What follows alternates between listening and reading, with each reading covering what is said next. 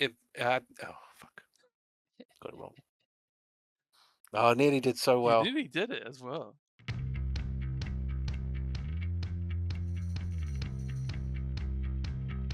Hi, I'm Sunny. We are Cantrip Games, and this is DM Discretion, a show where we ask DMs just how they do what they do. With me, I've got Matt, who's one of our DMs at Cantrip Games, to talk about how we decide skill checks. Now, the first question we always sort of have as DMs: when should we and when shouldn't we do a skill check? Absolutely, that's a great question. So, the first thing to consider about any skill check is whether or not you have an interesting success result and an interesting failure result. If all you're doing is asking a player to roll just to see if they get a nat one, then ultimately they shouldn't really need to roll. On top of that, it could be very good to consider a player's passive skills as well to determine whether or not they might automatically pass your skill check. So, does their passive investigation, their passive insight already take them beyond what you determined the difficulty to be? And if that's the case, then do they even need to roll? And also, you can kind of. I know that the character sheets pretty much have like passive perception, passive investigation, passive insight, but really, you could actually turn any skill into a passive skill. Mhm. All you have to do is get 10, add their skill modifier, and you've got passive whatever you want. So, passive intimidation, just how mean they look at all times. Passive athletics, passive stealth, like maybe they just naturally acquire as they're walking around. Passive performance, all these things. You can basically do it on whatever you feel like to just sort of snap it through because, I know it's D&D, people love rolling dice, but there is a limit to how much dice people want to keep rolling because it does bog stuff down because you've got to roll it, check your sheet, check your number, do some quick maths. Absolutely. It's very important for the immersion of the game that you're able to stay in the moment and be able to go one to one or in the party you're with to go flow seamlessly with the players, the NPCs you're working with. Also, it really helps to highlight when important checks are happening. If Mm. you if you know actually we're not rolling very often, these are all not necessarily easy things, but very um, obvious things that are happening. When it becomes important to do a role, you know, actually, this is when I need to do what I need to do. And actually, on Yeah. top of that as well, you to be able to succeed automatically as well. Mhm. That I mean, makes the other sense. thing you've got to always bear in mind, like if there's a skill or if there's something that you want your players to definitely do or definitely not do, it's never a good idea to put checks behind them because they could pass or fail, or if or at the extremes, get a nat 1 or a nat 20, which can sort of derail your sort of background plans as a DM. If you're you don't want these guys to be breaking into the big bad's bedroom, well, then you really shouldn't be giving them a check because they might get a nat 20, and if a player's getting nat 20, they expect success. Similarly with a nat one, if you want someone to do something and you want to make sure they do it, like you want them to find a key, right? If you make them check, they'll get an and they get a nat one, they're suddenly not going to get the key unless you do some weird fiddling Mhm. to somehow the key popped up, which always feels unnatural. And the checks can be less about the role and more about the questions they're asking as well. So, are the players asking the right questions? Are they looking in the right places? And just the nature of the players asking those questions can just tick those boxes for you rather than rolling necessarily. But if players aren't if the players don't know what they're looking for, then on the flip side, asking the DM, I don't know what I'm looking for, but my character should know something about this. Can I roll the get this further along. And then that still gives you the opportunity to gauge where they would be at the same time. Or you don't even need to roll and say, actually, the player asking that question is enough, and I can just give it straight away Hmm. when you want to. Yeah, like for example, if you're in a room and you've got a safe behind a picture frame, and your players go, "I'm going to check behind every picture frame." Well, they don't need to check that; they will find it eventually. You Mhm. know, you can't just go, "Oh yeah, I've done that." Rolled in that one. Oh, I suddenly don't see the very obvious safe in front of me. Sort of with doing these checks as well. Something that sort of crops up quite often is, a player will fail a check. Say they fail to pick a lock, or they are trying to track a creature or something, and they'll fail the check, and they go, "Oh, I want to do it again. I want Mm. to check it again." That can, you know, be well, can be quite difficult to navigate around. So the important thing with failing checks is that as soon as you do one, you have the right to succeed and you have the right to fail. And you can have consequences for failing. So, like picking a lock, you might leave a part of your lock pick in the keyhole, jamming it and making it more difficult to try again. Or you may utter a curse under your breath, and a guard passing by hears it, and now you have more urgency to open it a different means. Changing the dynamic as a result of the success or the failure is important to keep the game moving along, to try and fundamentally stop the gamification of the what we're playing as. Mm, As humans in real life, if we fail in something, largely we're not going to get up and try the exact same thing again and again and again and again mm. in infinitely, which what we can do in video games doesn't make sense in the real life we're trying to role play as in game, Yeah, which is because very one important. way I sort of try and think about it is, if somebody's rolled something, i- that basically means they can't do it. Like if they're trying to open a lock, if they fail that check, they just can't figure it out. They can't do it with the means that they're currently doing. The only times I'll really sort of let them roll again is if they change the situation. For example, they use a different method, or the situation is different. Then I'll sort of let them try again. Like for example, say someone's trying to spot something far away, and they fail the check. Well, if they then suddenly decide, "Oh, I'm going to use a telescope," well, then they've changed the situation. I'll Mm. let them sort of do it again.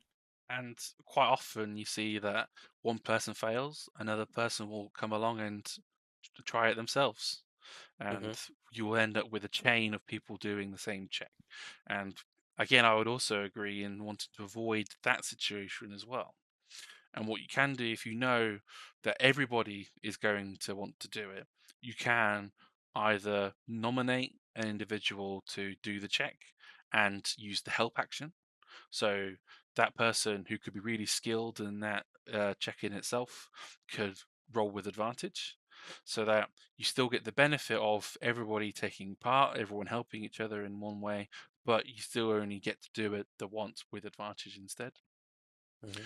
Or if it's you want to everyone wants to look at something independently or spread out over a large area. Say you want to gather information from a tavern, you could have everybody in the group roll for individual checks as a group check, and they come back together. You can then give that information dump together and say, oh, you learn this person learned this piece of information, this person learned that piece of information, and collectively as a group you've succeeded or you failed, with one or two people doing really well that grabs some measle or morsel of information that's helpful enough, but still dissuades and discourages multiple people rolling again and again and again. And then sort of from there, you say you've sort of decided, okay, this needs to have a check. Um, how do you determine how difficult something is? How hard is that Sure. lock to pick? How hard is it to gather all that information? Because when you're doing a check, right, you're asking someone to roll a dice to get a number that hopefully beats a number that you've thought of in your head. How do you sort of determine what that number in your head's going to end up Yeah. being? So the important thing is to always have that number in mind before you ask for the roll. So I would fall back to four factors when deciding your skill check and the difficulty of it. The first thing being the scale. So are you trying to influence a large room, something very big, or is it actually very small? So is it on a one-to-one, you're speaking to an individual, influence a large room, move a very heavy boulder or kick a rock? Hmm. Is what consider the complexity of the thing you're trying to overcome. So, is it a magical lock? Is it a barn door? Is it a guards person that's trained their whole life in this position, or is it old Billy from the village who's just got his first job? So, the Hmm. complexity of your obstacle you need to consider. Your expertise of the player. So, do they know this like the back of their hand? Is it their expertise, do their proficiency, or have they never done it before? Have they never touched anything like it before? And And that sort of builds outside of proficiencies, right? absolutely, Because proficiency is a very vague thing, but almost within like even a specific skill, you could have specialties, right? Like so, say someone's proficient in history checks, right? But that person specifically might just be really well learned on a specific type of history. So if they're going to do a DC on that type of history, it might be worth sort of lowering it for that individual, mm, um, yeah, because they're more than that's their area. absolutely. And also to consider the momentum of the check you're doing. So, have you built really good rapport with this guard? Have you just been insulting them this entire time? Yeah, are you trying to ask this really important thing of them while drunk, and this is Hmm. the first time you're speaking to them? Um, or are you tracking something and you don't know what it is, you don't know how it tracks, you've never been there in this area before, versus, oh, you know this is a dog you're tracking, or a horse, and you know that the horse has got missing a horseshoe, and those factors definitely can help you decide, is this more difficult or is this Yeah. less difficult, and helps you to balance that out. And if all else fails, I usually start off at 10, and if I find that through my consideration, I'm lowering and lowering and lowering the skill check so that it's essentially very easy, and I don't feel that I've got an interesting result, or if for failure or success, I'll generally let it succeed. Um, or if it gets to the point where the complexity gets really high and really difficult, so up to like a DC of 30, then largely there's no point asking a player to do it because the odds are Mm. too much stacked against them. And fundamentally, we want to set reasonable expectations for the players for the results. So there's no way you can persuade a king to give up his throne. That will never work. Yeah. So like if you're doing animal handling, for example, if you're trying to calm down a horse and you find out the horse really likes apples, Mm, and you then to go feed it some apples while you're trying to do the animal handling check, while you've got good momentum, so it's you can lower the check kind of thing and absolutely. do something sort of like that. Yeah, that makes sense. So obviously, you've picked the DC.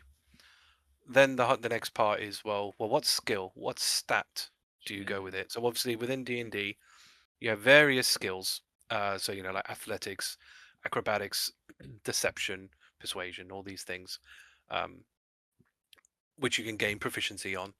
But you've also got your raw stats as well, so like strength or charisma or intelligence. Some of the challenges I've had is trying to just figure out what sometimes relates to what skill, because I mean obviously you've got the obvious stuff, like if you're trying to do an arm wrestle, it's athletics. If you're trying to do a backflip, it's acrobatics. If you're trying to sneak, it's stealth. But then I had one where someone was trying to draw a picture. They were literally going, I want to copy the person in front of me and sketch them. It's like, how do you fit that necessarily into an actual skill Yeah. check? So when determining that kind of component, I always try to look at a player's proficiencies first. So what have they got in their toolkit to use? So are they a wizard? Are they very smart? Or are they a rogue? Do they have very good sleight of hand? Or a bard, and so have they got a very good proficiency in performance? All those things can lead to deciding which routes you want to go down, as well as that conversation with the player. How are they describing wanting to achieve this Mm. result? So, are they trying to do a caricature? Are they trying to take some artistic licenses? Are they doing a straight copy for copy, look for look, or anything like that? And they all come down to deciding what you might want to choose. So if they're a bard, I might say, give me a performance check and allow that to come to it because at the end of the day, we all like to play into our character strengths.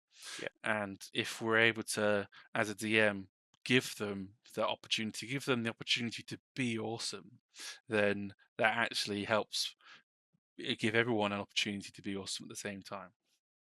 Yeah, exactly. Like, say someone wants to scale a wall, for example, right? You don't want to have a situation where, okay, all the strong guys can do it because they've got really good strength and Mm, athletics, and then you got your dexterous rogue that just can't scale it. What I might end up doing is, oh, but the rogue's very good at acrobatics, so we can go, wow, the rest of you guys didn't, scale it normal, but the rogue, well, they parkour their way up, and again, they've just sort of feel like their character is being their character and yeah. being awesome because everyone wants to be awesome, right? That's the fantasy of playing stuff like D&D. Um, and it just feels like that their character is doing a thing rather than I just did a mechanic, Yeah. you know. But yeah, you're right with the proficiencies and stuff because in that example I gave in the situation, I did it on their performance because they were a bard, they had good performance, and so I thought, well, you know, I want you to succeed. And I mean, in that particular situation, I didn't really want them to fail. So what I did was, you basically weren't going to fail. It was more a matter of how well do you do. You Mm, know, it's like, yeah, that looks pretty decent, or you almost made it look like a photograph, like you did, great shading, yeah, yeah. lifelike. Because they worked themselves up to do it. They were sketching each member of the party. So I didn't want them to fail, but I wanted them to do sort of something like that. And what you could do on top of that actually is to, if you know, if to playing into someone being awesome, you could change a base stat the skill is based on. So a natural one could be is intimidation, and instead of using charisma, which is the base stat, you can use strength or dexterity. So they're flipping a knife. That's very impressive, or they're using their flexing of the muscles to do so. Yeah, And that can also change the face of the check while still playing into their proficiency because a if they're playing to the strength of their character, they may not have a very good charisma, but a very awesome strength skill. And by able to yeah, changing it, can still play into their proficiency while being awesome, while still maximizing their result, and can also yeah, help you reduce the check overall, and maybe not even need it at the end of the day. yeah. It's a common thing with like barbarians because obviously barbarians tend to have just by default intimidation as proficiency, and obviously naturally very high strength. So Mm, it's usually the one that I do probably the most is changing intimidation. Dex is an interesting idea. Didn't think about that one. mm, That was cool. That's quite a good one. But it's also key to just always as a DM to be whatever your response is to the player, that it makes sense with what they've done. yeah, You know, if you're making, like say, two people scale a cliff and you're making one do athletics and one do acrobatics, the feedback should be equivalent to that. Sometimes when sort of determining a check, I always find that people struggle with something like perception and investigation. mm, Sometimes that'll be from players as well. Players will go, "Oh, I'm looking for traps or something," or "I'm looking for a trap door. Can I roll perception check?" And well, really, no, it's an investigation, and there's always confusion yeah, about what is the absolutely. difference between perception and investigation because they're all from the surface. I'm looking for something. I'm trying to spot something. Investigation is getting down and into the thing you want to look at. So, for example, it could be a magical orb. So if you want to investigate it, you're picking it up, you're looking into it, you're twisting it, you're playing with the orb itself. So are you almost naturally solving this forbidden Rubik's Cube and accidentally setting it off? Or are you feeling around for this hidden door? So are you pulling all the books for that hidden latch to open the secret door? Very much physical into the thing. Mm. And that can come with its own consequences. So you could accidentally trigger a trap by investigating because of you're in the detail, you're touching it, you're on the object itself. Whereas perception is very much of a you're standing still, you're taking stock of what's happening around you, using all of your senses. So your sight, your sense of smell, the taste of something, the feel against your skin. So you could perceive a breeze coming from a door from under a doorway. You could smell the smoke as it rises in the room, or you could see, oh, there's the wire for the trap. So Mm. that's how I would categorize them separately. The perception is you're stood still, letting things come at you, whereas investigation, you're very much going at the thing in question. Yeah. And then obviously these are more for sort of physical environments and things like Mm, that. Because when you're sort of doing it towards a person, yeah, that's when you sort of, well, it's not really perception and investigation. That's where insight comes in, because insight is like body language, you know, absolutely.